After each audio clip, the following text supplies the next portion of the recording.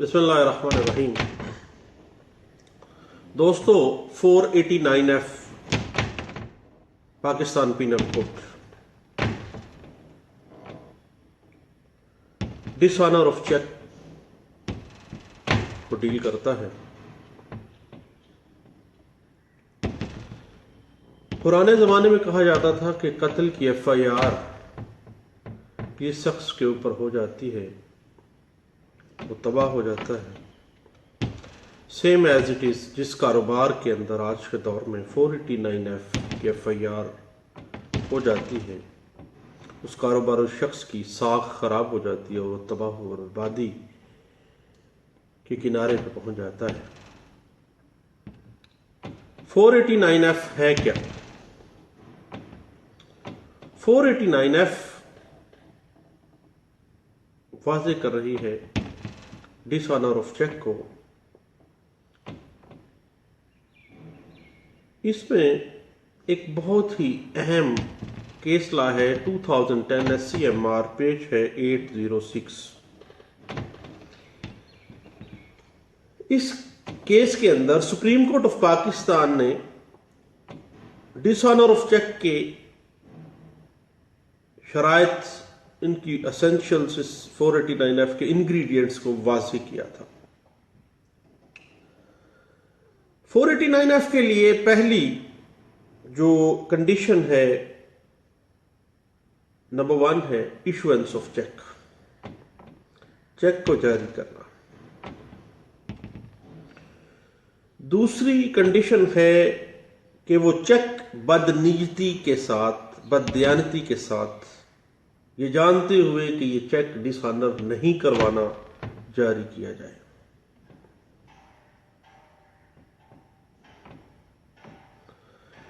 تیسرا انگریڈینٹ ہے چیک جاری کرنے کا مقصد جو ہے وہ ری پیمنٹ آف لون ہو، قرضے کی واپسی ہو،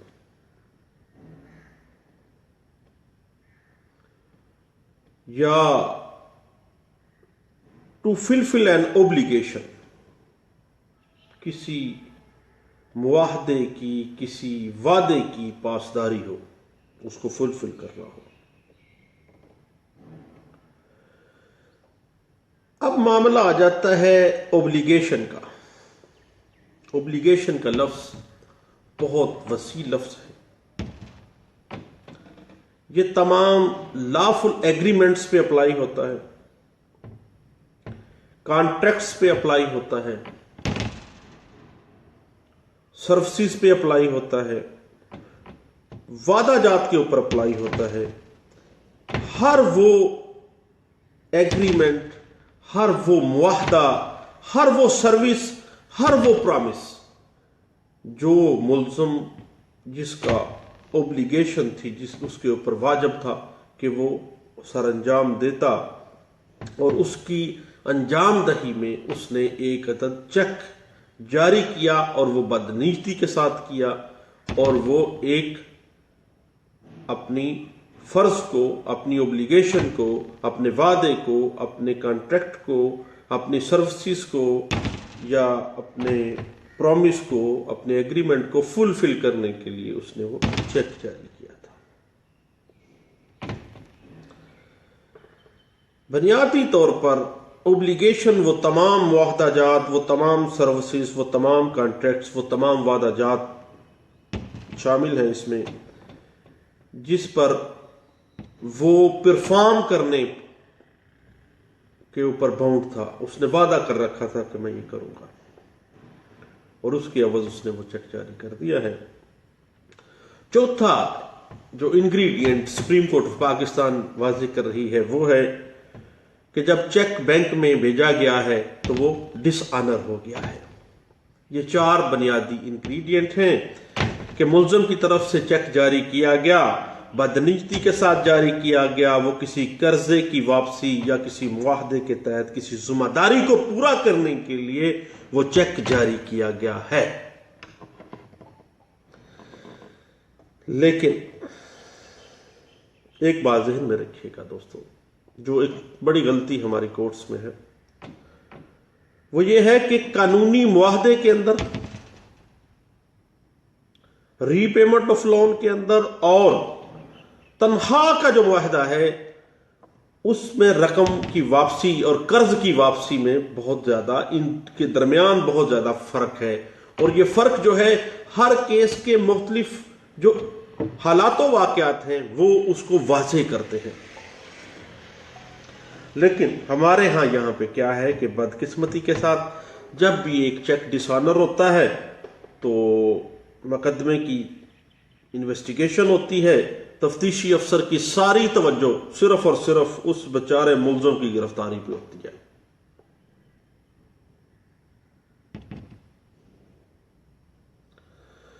تفتیشی افسر مدعی کا بیان ریکارڈ کرتا ہے، بینک افسر کا بیان لیتا ہے، وجوہات نوٹ کرتا ہے کہ کس وجہ سے یہ چیک جو ہے وہ ڈس آنر ہوا ہے، مقدمے کا چالان جو ہے وہ جوڈیشل مجسٹریٹ کی عدالت میں جمع کروا دیتا ہے۔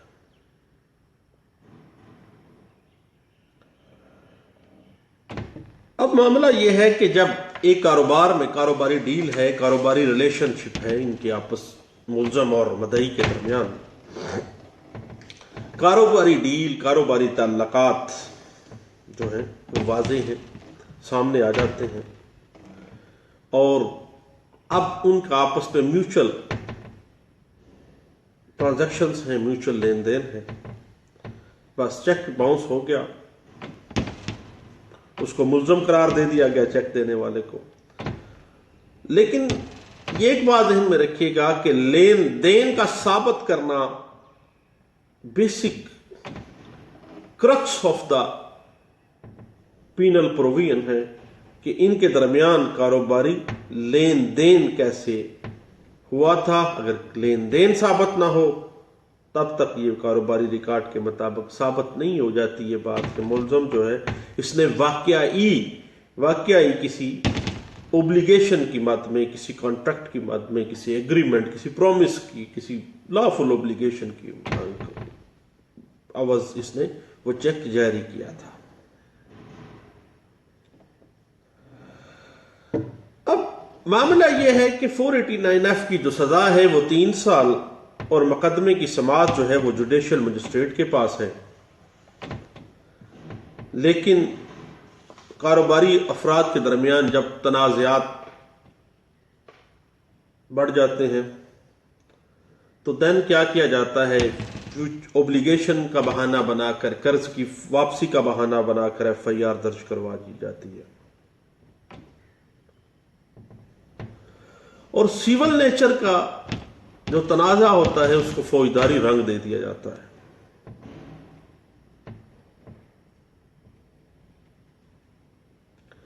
حالانکہ قانون کے اندر قطعی صورت ایسا معاملہ نہیں ہے کہ بس چیک جاری ہو گیا تو FIR ہوگی، بلکہ اس میں بہت سی چیزوں کو مد نظر رکھنا پڑے گا۔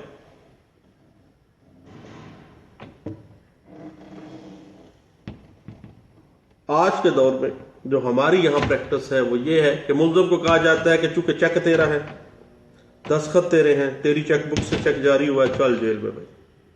حالانکہ 489F جو ہے وہ قطعی صورت، اس کی روح یہ نہیں ہے۔ 489F کا مقدمہ جو ہے اس میں برآمدگی کی رقم کا کوئی جواز نہیں ہے۔ اگر ریکوری کرنی ہے تو سپریم کورٹ آف پاکستان بھی کہتی ہے کہ 489F is not a recovery engine. Recovery کہاں ہوگی اس چیک کی اماؤنٹ کی؟ وہ ہوگی summary trial of negotiable instrument act, اور اس کی ریکوری ہوگی آرڈر 37 رول 1-2 کے تحت دعویٰ دائر کیا جائے گا، اور وہ سمری پروسیڈنگز ہوں گی، اور مدعی جو ہے اپنی رقم جو اس چیک کی ہے وہ نیگوشیبل انسٹرومنٹ کی عوض جو جاری کی گئی ہے وہ وصول کر سکتا ہے۔ اب چیک دینے والی جگہ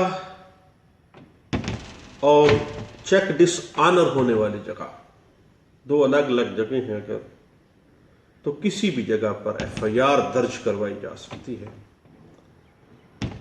یہ بات انٹرپریٹ بھی ہوئی ہے 2016 CRLJ पेज है 630 में। एक पाकिस्तानी शहरी ने चेक अमेरिका के अंदर दिया है दूसरे पाकिस्तानी शहरी को, और वो चेक डिसऑनर हो गया है।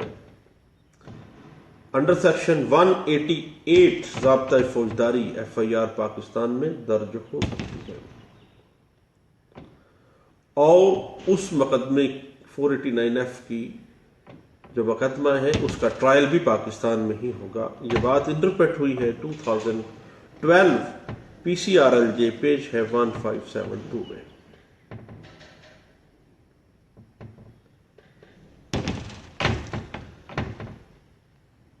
सिविल कोर्ट आमतौर पर यह कहा जाता है कि जब किसी को चेक दे दिया फिर सिविल कोर्ट से स्टे लेने चले जाते हैं और कहा जाता है कि जी मेरी चेक बुक गुम हो गई है।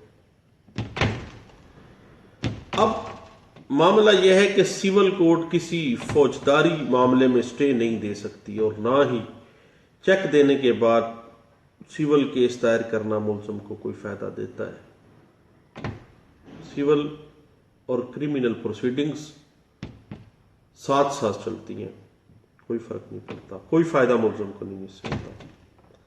ये बात इंटरप्रेट भी हुई है PLD 2005 Lahore high court page है 568 में। अब बुनियादी चीज है कि चेक साइन किसने किया है। जब चेक के ऊपर मुलज़िम के सिग्नेचर नहीं है, साबित हो जाता है, एक्सपर्ट ओपिनियन भी आ जाती है कि ये चेक मुलज़िम ने फिल ही नहीं किया, ये जो सिग्नेचर हैं ये मुलज़िम के नहीं हैं, देन ऐसी सूरत में प्रोसिक्यूशन के लिए नुकसान है इस बात में और मुलज़िम के लिए फ़ायदा है। हत्ता कि 265K के अंदर भी 489F के अंदर भी मामला निपटाया जा सकता है। ये बात इंटरप्रेट हुई है 2005 YLR पेज है 489 में। अब बात है कि गारंटी चेक, बतौर गारंटी दिए गए चेक के ऊपर भी 489F अप्लाई होती है। Guarantee for the fulfilment of obligation है, मगर किसी सालस को गारंटी के तौर पे दिए हुए चेक के ऊपर अप्लाई नहीं होगी। ये एक फर्क है। इस हवाले से आप देख सकते हैं 2013 PCRLJ पेज है 400। और अगर किसी सालस को मुकर्रर किया और सालस को सिक्योरिटी के तौर पे आपने चेक दे दिया है तो 489F अप्लाई नहीं होती इसके ऊपर। ये बात इंटरप्रेट भी हुई है 2012 YLR पेज है 1288 में।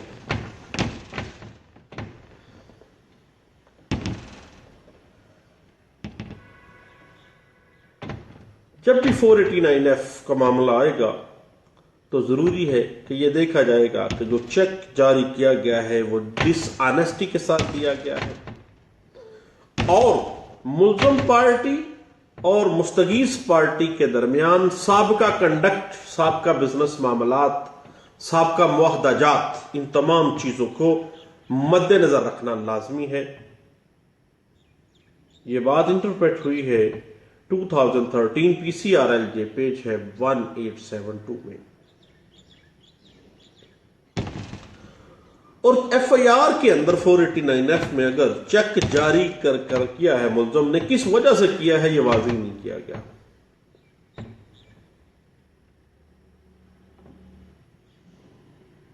देन FIR में 489F में कोई ना कोई वजह के अवज ही चेक दिया गया, रीपेमेंट ऑफ लोन थी या फुलफिलमेंट ऑफ एब्लिगेशन थी, कोई ना कोई वजह थी। अब वो वजह तो जब FIR में बयान नहीं की गई है तो ऐसी FIR 0/0।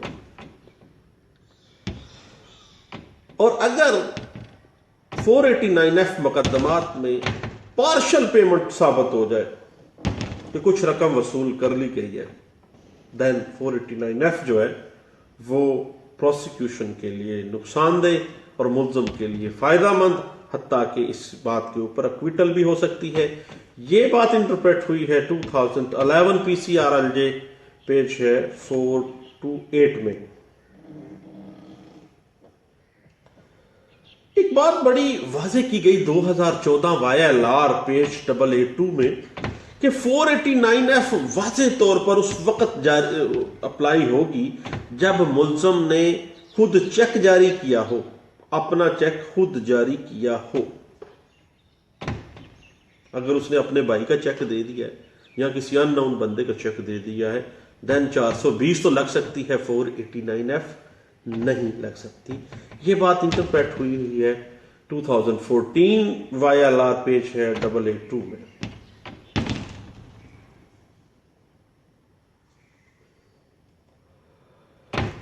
اور اگر یہ ثابت ہو جاتا ہے کہ ملزم پارٹی اور مستغیث پارٹی کے درمیان کسی قسم کی کوئی دوستی، کوئی کاروباری تعلق، کوئی رشتہ داری نہیں ہے، نہ ہی کوئی کانٹریکٹ ایسا ہے، اور کوئی جواز ہی نہیں بنتا کہ ملزم نے یہ چیک اس کو کیوں دیا، کوئی وجہ ہی سامنے نہیں آتی، اور اگر یہ ایک وجہ سامنے آ بھی جاتی ہے کہ چیک جو ہے بطور سالس اس کو ایز اے گارنٹی دیا گیا ہے، تو دین 489F جو ہے وہ اپلائی نہیں ہوگی۔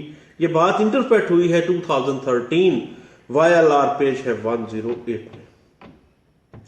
489F کے لیے ضروری ہے کہ چیک جاری ہونے کے بعد ود ان 6 months کے پیریڈ کے اندر چیک جو ہے وہ بینک میں پیش کیا جانا ہے اور اس کے اوپر سلپ لگ جائے۔ ادروائز اگر 6 ماہ کے اندر وہ چیک پیش نہیں کیا جاتا اور وہ چیک کے اوپر سلپ نہیں لگائی جاتی تو اس کی کوئی ویلیو نہیں ہے، بلکہ ایسا چیک سٹیل چیک کے طور پہ ٹریٹ کیا جائے گا۔ یہ بات انٹرپریٹ بھی ہوئی ہے 2012 MLD پیج ہے 1551 پہ۔ اب جب چیک کے اوپر جو سگنیچر ہیں وہ متنازع آ گئے، ملزم نے تھانہ میں رپورٹ درج کرائی کہ اس کی چیک بک یا فلاں چیک جو ہے وہ اس کی چیک بک سے غائب ہے، پیمنٹ بھی سٹاپ کروا دی بینک سے، دستخط بھی متنازع ہو گئے۔ اب ایکسپرٹ رپورٹ جب تک فائنل آ نہیں جاتی کہ واقعہ ہی یہ اس ملزم کے سگنیچر ہے یا نہیں، اس وقت تک ملزم کی گرفتاری کو ارجن بھی کیا جا سکتا ہے، التوا میں رکھا جا سکتا ہے، ڈیلے میں رکھا جا سکتا ہے۔ یہ بات انٹرپریٹ ہوئی ہے 2014 YLR پیج ہے 1329 میں۔ اب معاملہ ہے قسطوں کے اوپر کوئی سامان خریدنا، قسطوں پہ واپسی کرنے کے لیے قرضہ لینا، جیسے یہ کارپوریشنز کھلی ہیں، افضل الیکٹرانکس، فلاں الیکٹرانکس، وہ جناب کارپوریشنز بنی ہیں، قسطوں پہ سامان دیتے ہیں، قسطوں پہ چیزیں دیتے ہیں، اور قسطوں پہ چیزیں دینے کے بعد ان سے چیک لے لیتے ہیں، اور جب دیکھتے ہیں کہ یہ پیسے نہیں دے رہے ان کے منہ مانگے دین وہ 489F کا سہارا لیتے ہیں۔ تو قسطوں کے اوپر سامان لے کے چیک جاری کرنا، قرضہ قسطوں پہ واپسی کی مد میں لے کے کسی کارپوریشن سے ادائیگی کے حوالے سے جب چیک دیا جاتا ہے تو دین 489F جو ہے ان دا ٹرو اسپرٹ اس پہ اپلائی نہیں ہوگی، اور ایسی صورت میں ملزم جو ہے وہ قطعی صورت 489F کے تحت کنوکٹ نہیں کیا جائے گا۔ یہ بات انٹرپریٹ ہوئی ہے 2015 CRLJ پیج ہے 645 میں۔ اس کے بعد اگر میٹر کسی بینک سے متعلقہ ہے، کسی بینکنگ کارپوریشن سے متعلقہ ہے، کسی فائنانشل ریکوری انسٹیٹیوشن آرڈیننس کے تحت آنے والی کسی ریکوری سے کو ڈیل کر رہا ہے، دین ایسا میٹر، ایسی ریکوری، ایسا ری پیمنٹ آف لون جو ہے وہ قطعی صورت 489F کے اوپر نہیں آئے گا، اور 489F کی اگر FIR بھی کی گئی ہے تو وہ 561 ACRPC کے تحت کویش کر دینا ہی بہتر ہوگا. یہ بات انٹرپریٹ بھی ہوئی ہے 2013 MLD پیج ہے 736 میں.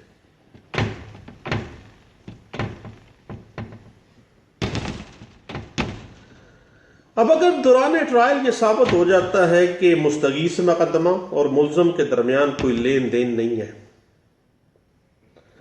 کسی قسم کی کوئی اوبلیگیشن یا ری پیمنٹ آف لون نہیں پایا جاتا، صرف چیک ایشو کیا گیا ہے، دین 489F میں کنوکشن نہیں ہوگی. یہ بات انٹرپریٹ ہوئی ہے 2015 YLR پیج 691 میں. اس کے بعد FIA میں کسی میٹر پہ چیک آ جاتا ہے. 1722 کے مقدمات میں عام طور پہ ہوتا ہے کہ کوئی ایجنٹ کسی کو باہر بھجوانے کے لیے چیک لیتا ہے یا بھجوا نہیں پاتا تو وہ چیک دے دیتا ہے. جب امیگریشن آرڈیننس کے تحت آنے والے جو معاملات ہیں FIA ڈیل کرتی ہے، اور FIA کے پاس دوران انکوائری جو چیک سامنے آتا ہے اس کو 489F کے تحت اس کی FIR درج نہیں کی جا سکتی، اور FIA کو قطعی صورت یہ اختیار نہیں ہے کہ وہ 489F کا مقدمہ دائر کرے، بلکہ وہ صرف اور صرف اس اسپیسیفک جو امیگریشن آرڈیننس 1722 سیکشن کے تحت جو مقدمہ ان کا بنتا ہے وہ درج کرے گی. یہ بات انٹرپریٹ کی گئی ہے 2016 SCMR پیج ہے 447 کے اندر. اور اگر ایک FIR درج کی گئی ہے کسی بندے کے خلاف، ان کے درمیان ایک دفعہ تصفیہ ہو جاتا ہے، اور اس تصفیے کے اوپر تصفیے میں یہ طے پاتا ہے کہ 10 لاکھ ہم نے دینا ہے، 2 لاکھ ہم آپ کو بھی دے دیتے ہیں، 8 لاکھ روپے کا چیک دے دیتے ہیں. اگر چیک پہلے سے درج شدہ کسی بھی FIR میں راضی نامے کے لیے معاہدے کی شرائط کے طور پر دیا گیا ہو تو یاد رکھیے گا کہ اس کے اوپر 489F PPC 1860 اپلائی نہیں ہوتی. یہ بات اسپیسیفکلی انٹرپریٹ ہوئی ہے 2016 PCRLJ پیج ہے 323 میں. دوستو کورٹ جانے کا وقت ہو گیا، اور 489F dish owner of check کے اوپر چند ایک باتیں تھیں، میں سوچا میں اپنے دوستوں سے ضرور شیئر کروں. اور